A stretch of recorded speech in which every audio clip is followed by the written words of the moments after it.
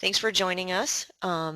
This is part 2 of the webinars that we're going to be hosting. Today we're going to cover characteristics and supports pre-K through 5. For those of you who aren't with us last week, we're going to review just the general definition of dyslexia and a couple pieces that were covered last week to get those folks up to speed. Dyslexia, again, is neurobiological in origin, characterized by difficulties in accurate and/or fluent word recognition, poor spelling, and decoding abilities. Those difficulties are typically the result of a deficit in the phonological component of language, and these difficulties are often also unexpected in relation to other cognitive abilities and the provision of effective classroom instruction. Secondary consequences may include problems in reading comprehension, reduced reading experience that can impede vocabulary growth and background knowledge. So in short form, dyslexia is something that is in the wiring, pre-wired in a person's brain, comes with them wherever they go throughout their entire life.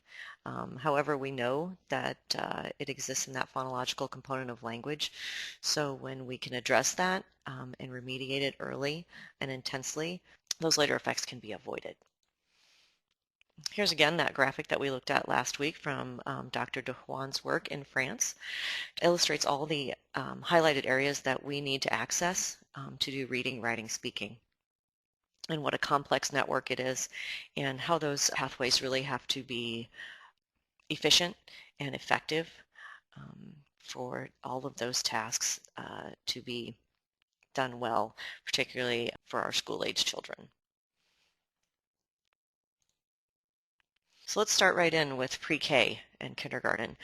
Characteristics can be seen very early on before we get our kiddos into school. I'm going to try to give you lots of examples as we go through, and so that you may think about some of the students that you have now or have had in the past, or that you might get this coming year, so that you can look at these clusters of characteristics and make a determination about what might be going on underlying with some of our students.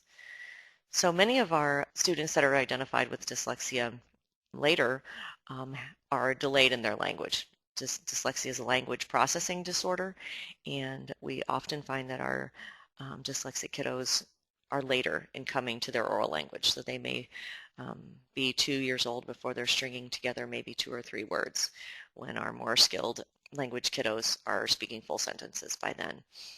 There's about a 40% overlap in some of the research that I've read for those identified for early speech difficulties that are later found to have dyslexia. So there is definitely a relationship there.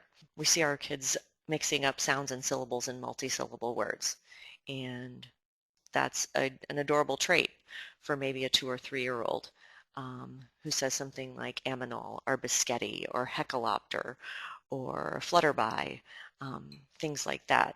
Although that might be adorable for a young child to have those confusions, when those aren't corrected by the time we're in kindergarten, first grade, second grade, and beyond, that's an indication to us that they're having trouble discriminating those sounds.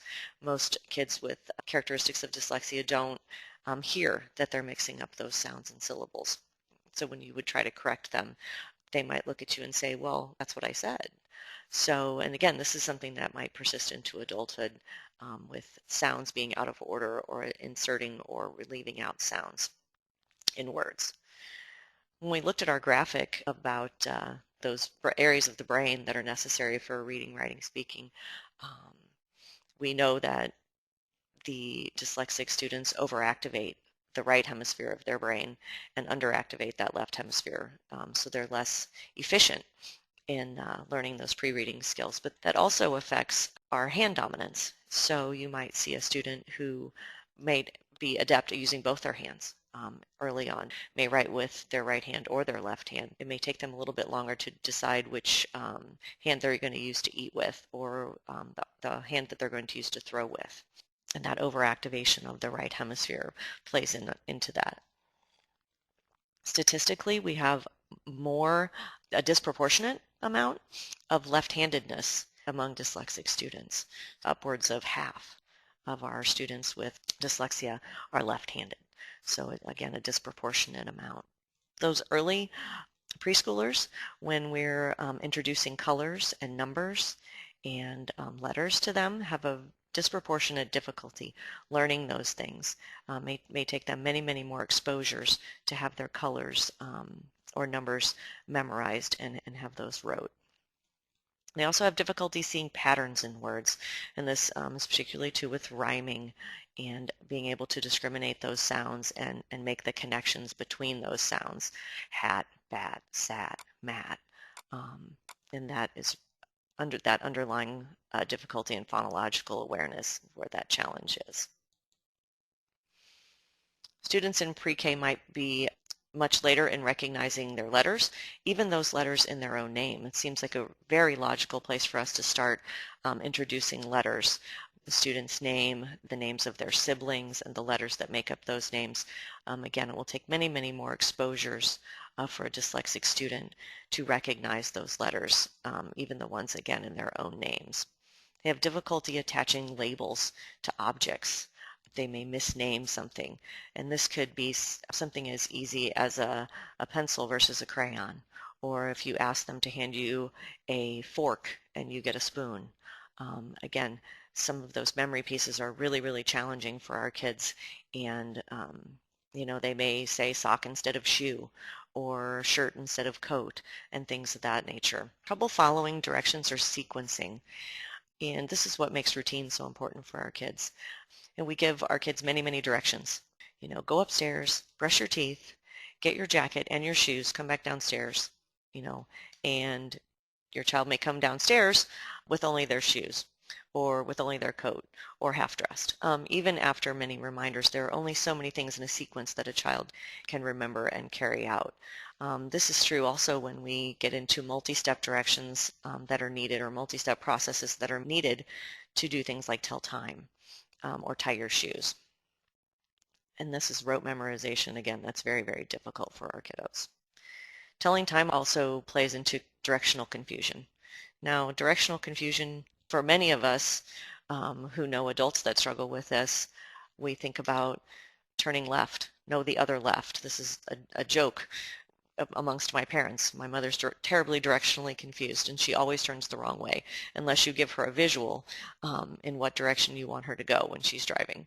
There's a lot of directional terms that we use: over and under, next and last, before and after. Then we get into terms like yesterday, today, and tomorrow, which can be very, very confusing for our kiddos. So there are multiple steps involved in tying your shoes. You have to take those laces in many, many different directions. And so this can be a real challenge for our kiddos. Some kids pick it up very, very easily. But if you work playground duty, there's always that kiddo, that third grader, that fourth grader, and you're tying their shoe every single day.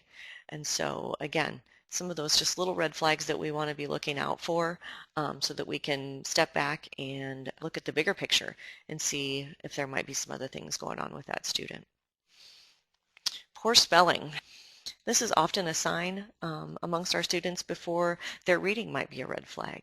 It gives us an indication about how well we're attaching sound to print on paper. And we know that embedding that sound, that phonological awareness well with our students translates into how they read and how they also spell.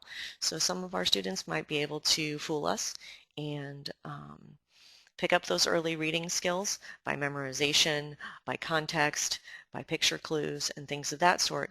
But their spelling really gives us an indication about how well they've attached that phonological awareness to those actual letters, that phoneme grapheme awareness. And think about these characteristics as we go along about being cumulative. Just because a student might have a difficulty in preschool, that doesn't necessarily disappear once we get into first or second grade or third grade or even into adulthood. Many bright dyslexic folks learn to compensate in ways that those around them don't notice. Again, there's a cumulative nature to all of these characteristics.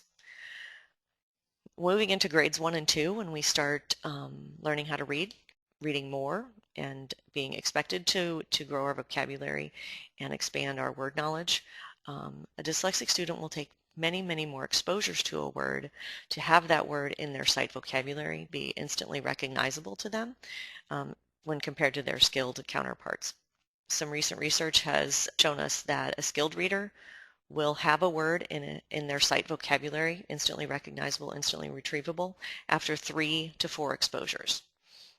So you might see a word, the same word repeated several times on a page in an early reader.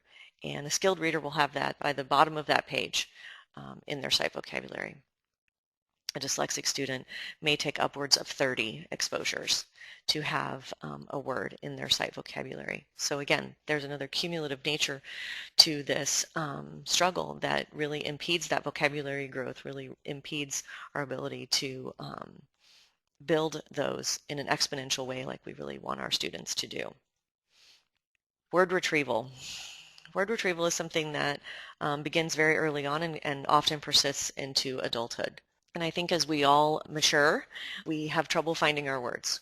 But this is persistent and chronic with our dyslexic folks. They may say things like stuff or things when they can't find the correct word. You may hear a child describe something in great detail, but not be able to tell you exactly what they're talking about.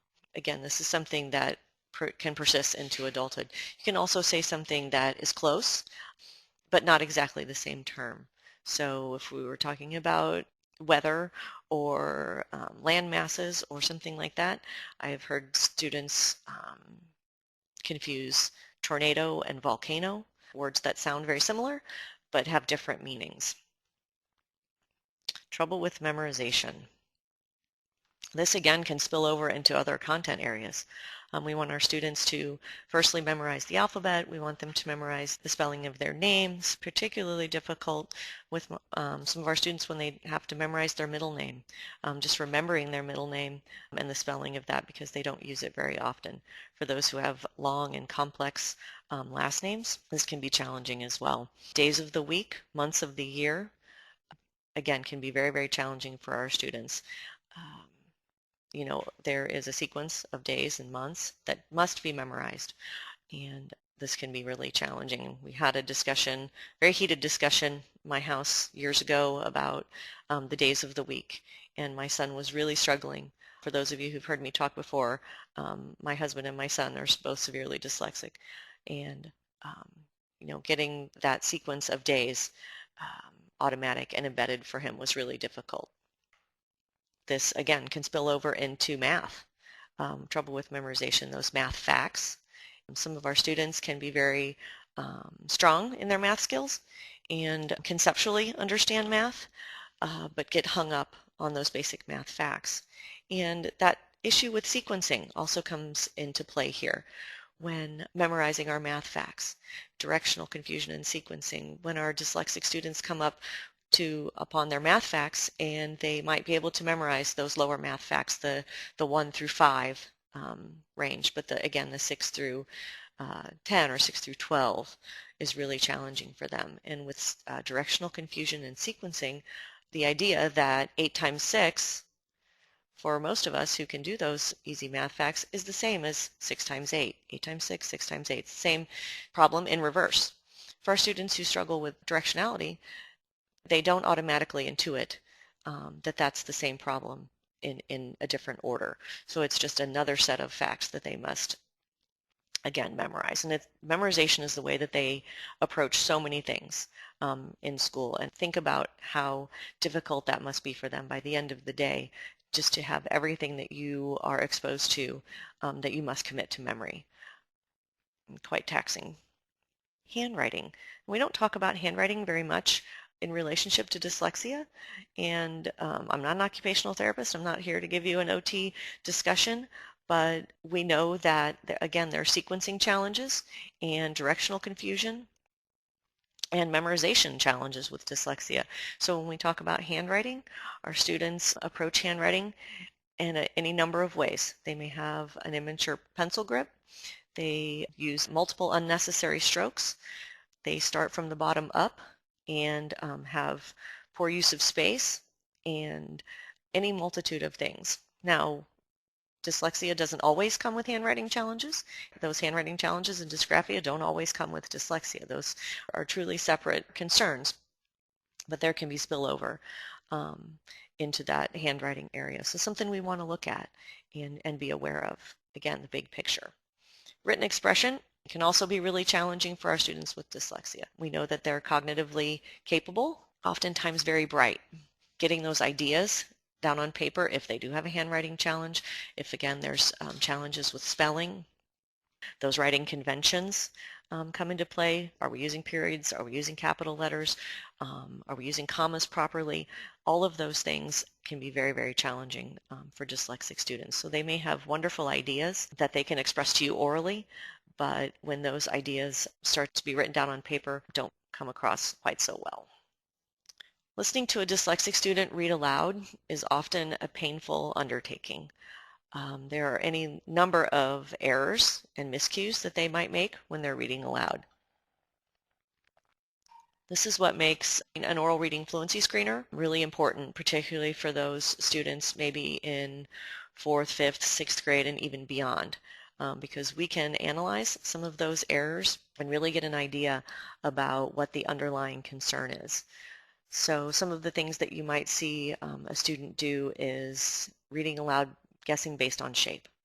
So, letters like horse and house. Maybe they start with a tall letter. There's, an SE somewhere in there. So we're just making a guess. Breakfast, basket, again, starting with a tall letter. There's a couple other tall letters in the middle, ending with a T. We're just going to, again, make a guess. Our students have the correct sounds, but in an incorrect order, saying from instead of form or stop instead of spot. You'll even see this in their writing, persistent errors with their writing, where instead of writing stop, they write spot consistently. Was for saw. Now we know that dyslexia isn't necessarily visual, but we see some of these reversals because of the directional confusion and the sequencing. So we might see some reversals or inversions and transpositions in their writing and also in their reading, who for how, and things of that sort. They might use a word that's semantically correct, but it's a substitution, saying dad for father or puppy instead of dog. So not that it looks anything similar to the word that they're looking at, but it contextually makes sense. So they're bright enough to make those substitutions. Inserting or omitting sounds, saying stream instead of steam, could instead of cold, things of that sort. Missing or skipping over entirely prepositions at, to, of, the, are just extras in the way that our students approach reading. They're very concerned about those multisyllable words or coming up on a word that they're not sure of, that they don't recognize at all. So those other function words, preposition words just get left out entirely. Ignoring their suffixes, dropping those off. We can drop off our suffixes without losing that content, without losing that comprehension and meaning oftentimes. So that's really easy for those things to be dropped off the end. And our vowels are particularly confusing for students. Our spelling system is regular and we have order and structure to that system, that spelling system, but our spoken language is not consistent with our spelling. And think about all of the words, how quickly we speak, dialects, and different things, how often we are faced with schwa in our language, where a vowel sound makes an So vowels can be particularly difficult to discriminate for our students auditorily, and then and to translate that into their writing as well. I found this graphic to be really fun to look at as far as our students. We know again that dyslexia is not a visual concern, but Family Circus is really great in talking about the challenges of raising children. And so this is something that might again persist with our students, that they have reversals within their writing beyond 2nd grade. Now, many, many times that's the first red flag that we see. And parents are concerned, or teachers might be concerned, well, they are mirror writing, or they're writing their B's and D's backwards, or getting those things confused. That's developmentally appropriate for all students. However, we want those things to resolve themselves by the time we're in second grade. So if you've got a sixth grader who's still asking you if the bumps for the B go towards the living room or the kitchen, we might want to be concerned about that. Moving on to grades 3 through 5, and I noted there, same as the previous plus additional concerns. So again, cumulative nature. Not all students have all these characteristics, but again, we want to back up, look at the big picture, and look at clusters of characteristics. Things in isolation here and there might not paint a very good picture, but when we step back and look at progression of characteristics, over several years, then we get a pretty good idea of where some of those weaknesses are. So in grades 3 through 5, again, difficulty with sight words. Those that are not phonetically correct, that may be challenging to get into our sight vocabulary, we're still persistently having difficulty with those. Our students, as we move into these upper grades, rely heavily on auditory input, and that they have difficulty taking notes. Again, the challenges with reading, as those become greater and greater, they might not be able to hold on to that. They're not getting a lot of comprehension from anything that they might read, so they overly rely on auditory input. We see students that often can memorize their spelling words for their test at the end of the week, but there's no retention. They really haven't put those words and those persistent and consistent patterns in our language into their sight vocabulary for later retrieval. These students begin to avoid reading. It's just difficult. They become frustrated. They might make excuses for not wanting to read, or students that suddenly have to go to the bathroom at the same time every day, or suddenly end up in the nurse's office during the spelling test every week. Again, looking at the big picture and what's going on with these students can inform us as to where some of these challenges are. We don't have time to get into some of the social emotional stuff that goes along with these kiddos, but we have many students, younger and younger students, that have anxiety, and we really need to be aware of what that looks like and what those triggers might be. Is it ADHD? Is it dyslexia? Is it truly anxiety? What are all the things that are playing into the social emotional, behaviors that we're seeing with these kiddos? Again, that's a discussion for another day. We could talk all for an entire hour on that. It takes an inordinate amount of time to complete written tests, written assignments, or tests.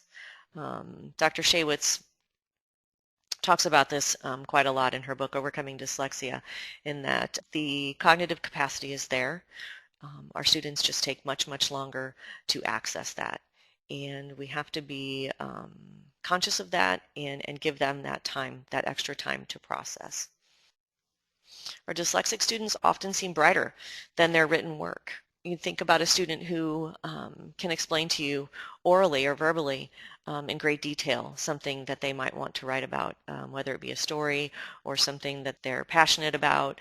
I think about a little boy who I saw privately in my office several years ago who loved the ocean and could tell me quite eloquently for a 6-year-old about the fish that lived in the Mariana Trench and why it was so difficult to live and survive in the Mariana Trench.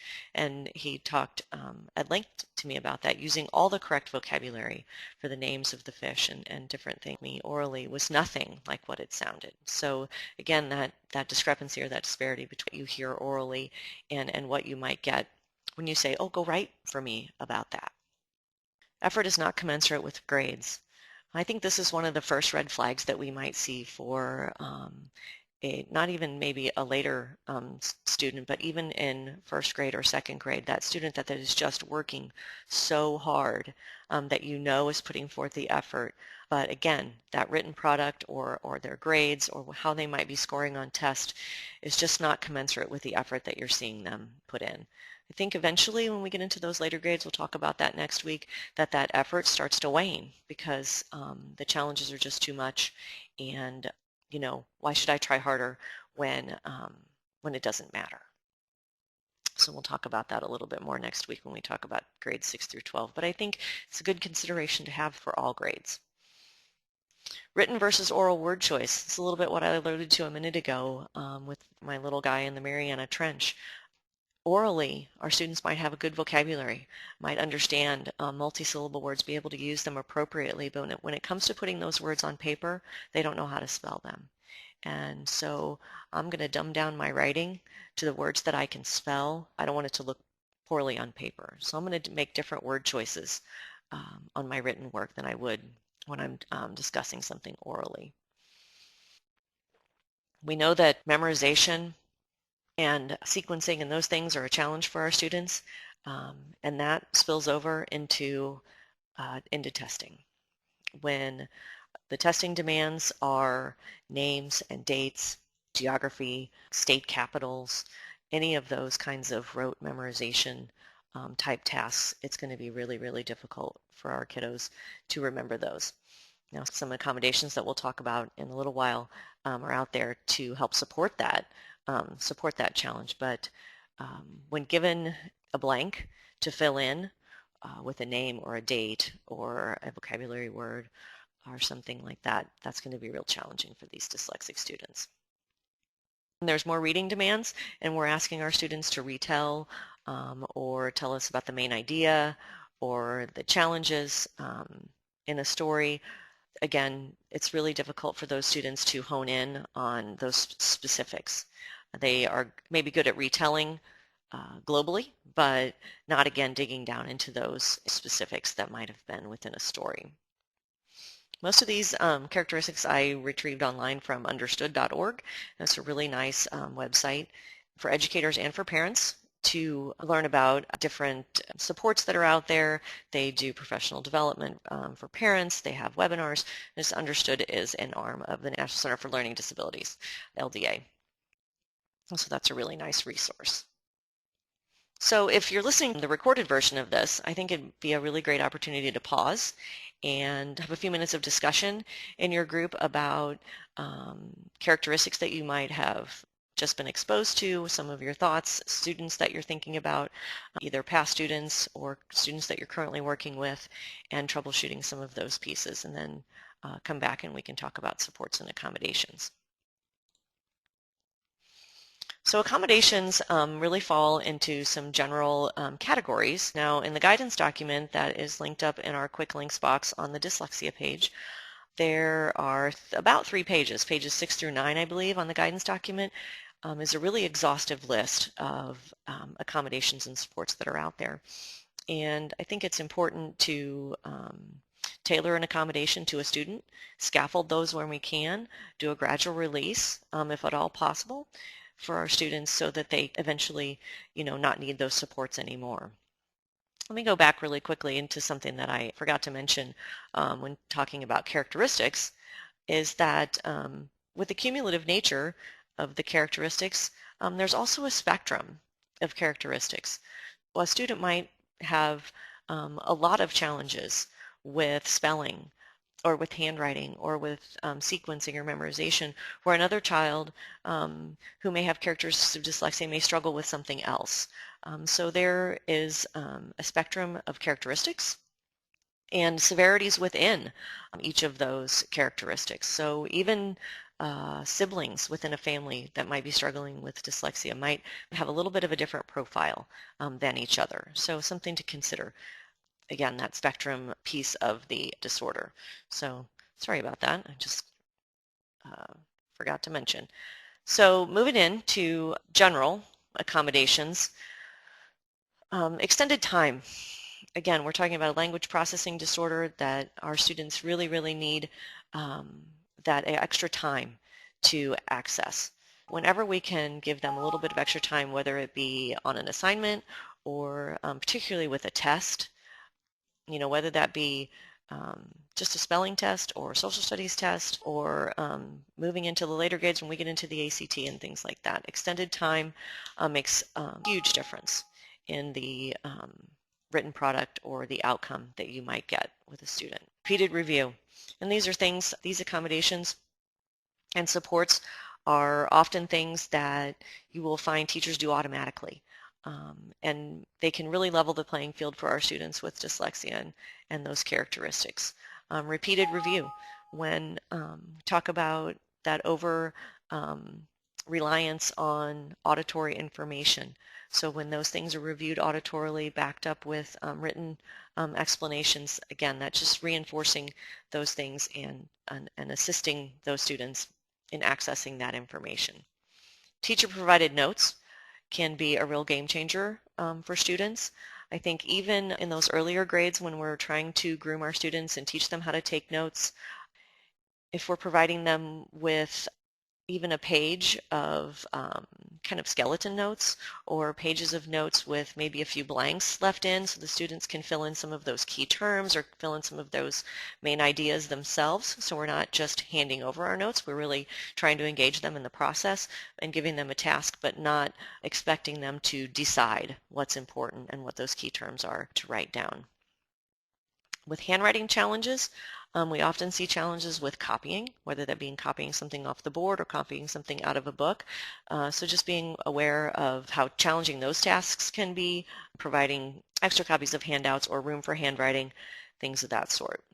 I remember my son in the 4th grade spending an hour every morning just copying the day's work from the board into his planner, into his agenda every day, an hour. You know, and how exhausting that must have been for him. So even something as simple as a copy of the daily agenda that you can cut out and staple into that planner can make a difference.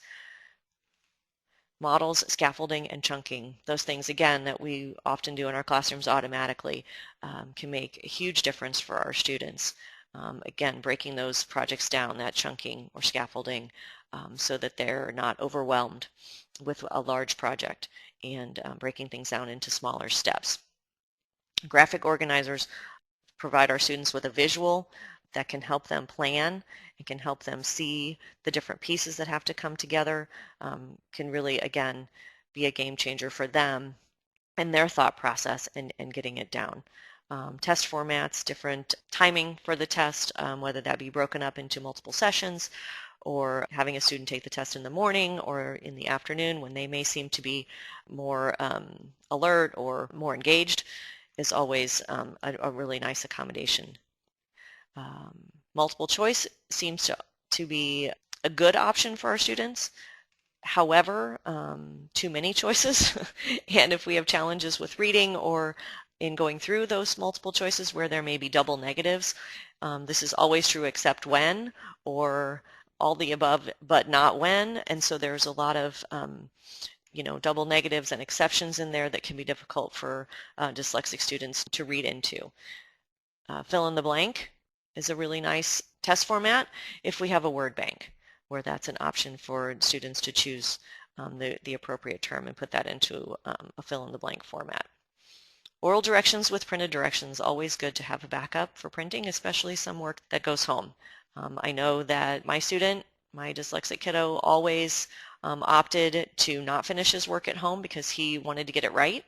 And instead of, getting out there and taking that risk and putting him, making himself vulnerable in front of his peers, he brought his work home so that we could do it together.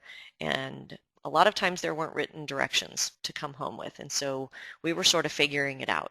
And if you throw a kiddo in there that might have a little bit of ADD and they don't always remember what the oral directions are, that makes it a real challenge for parents at home to try to get that homework done.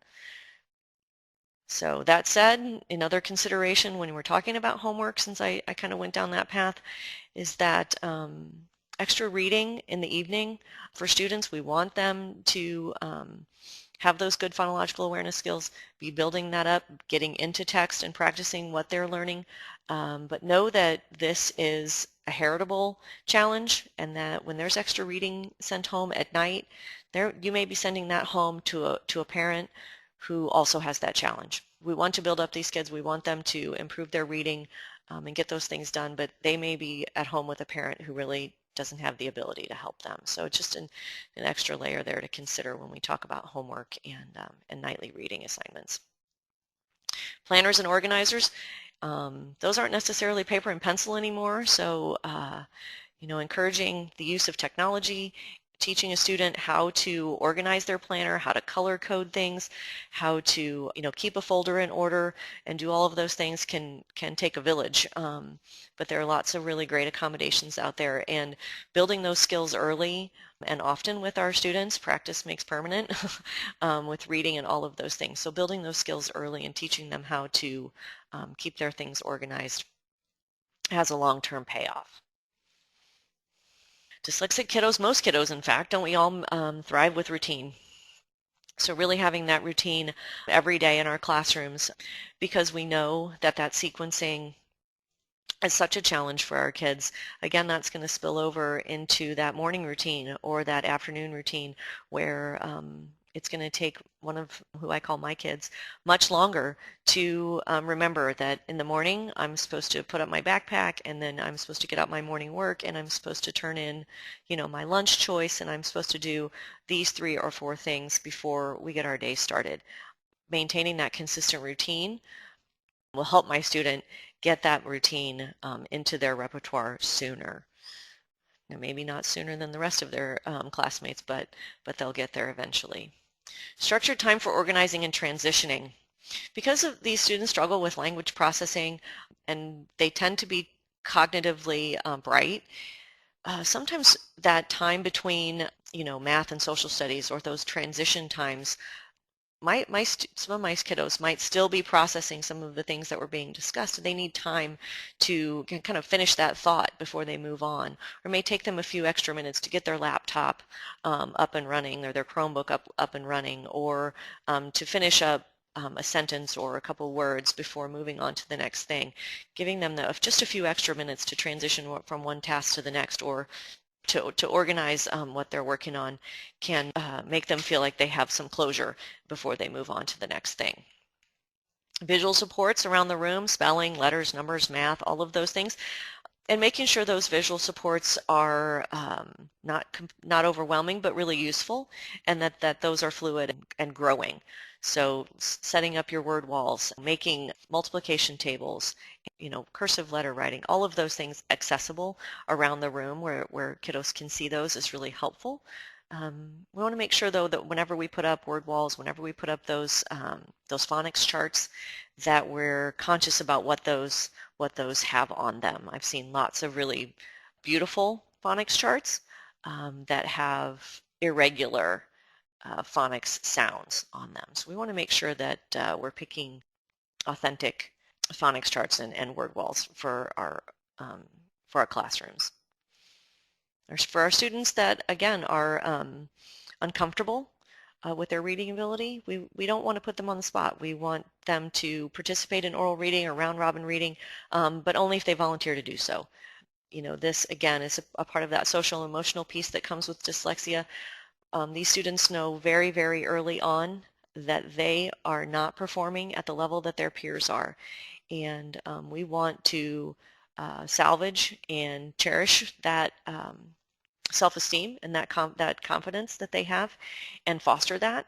And that reading aloud is something that can be very, very challenging for them, and point out to their peers what those weaknesses. We want to save them from their peers being aware of all their challenges and weaknesses whenever we can.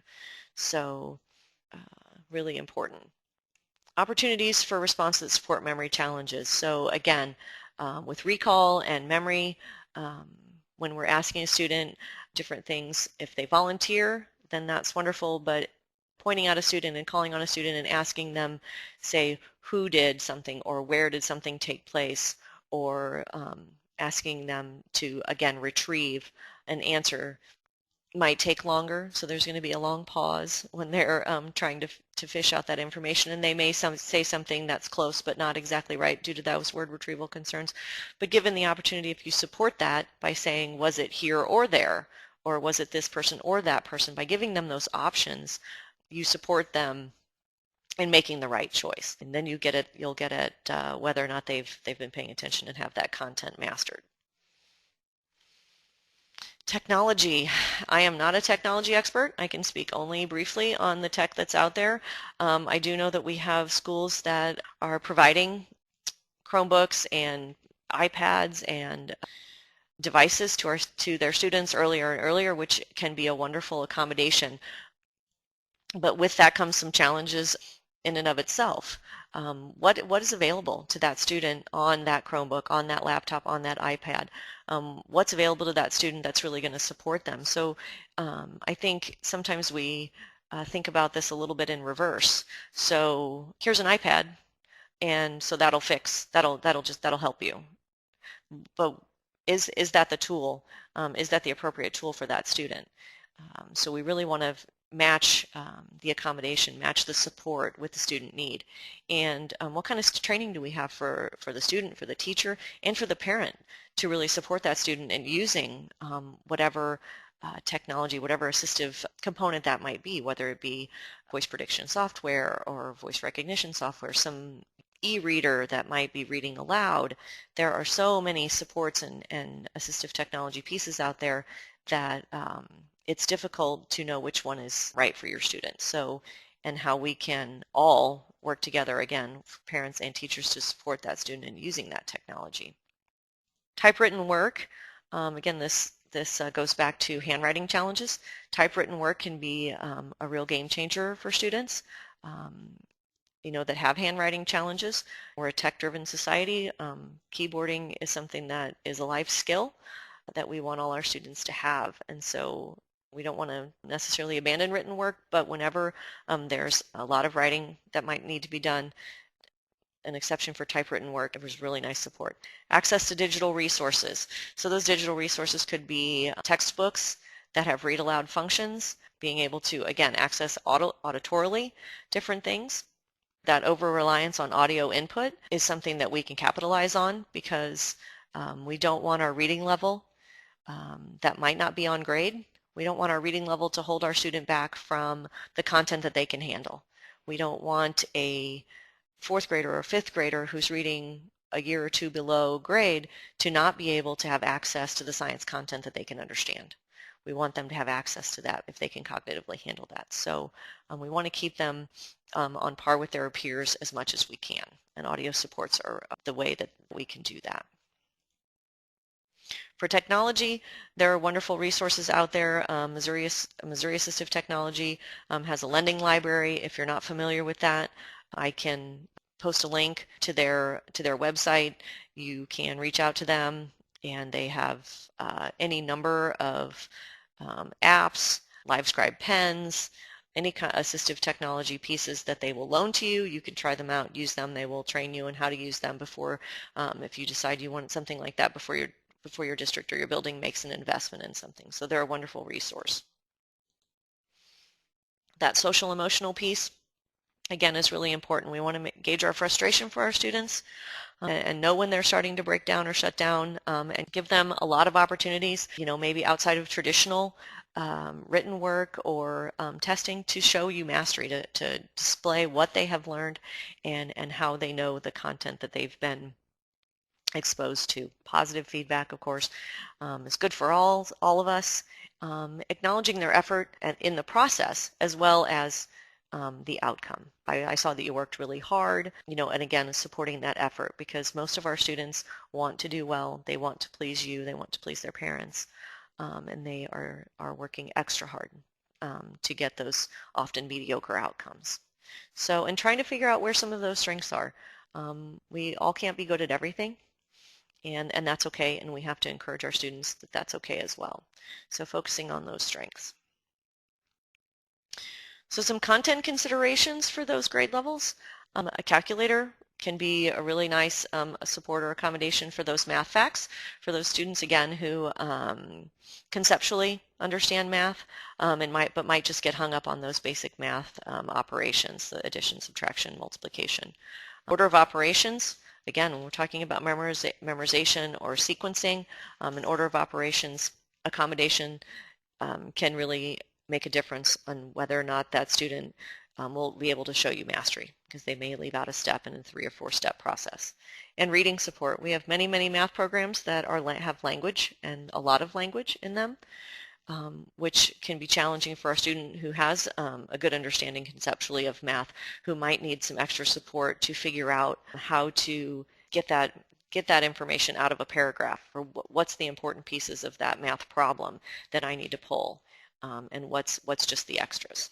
Science and social studies have so much vocabulary and so many names and dates and processes. So any kind of supports, visual supports that we can do, any project-based learning or UDL platforms that we're able to incorporate are really going to give our students an opportunity to show mastery outside of their traditional either written test or written work.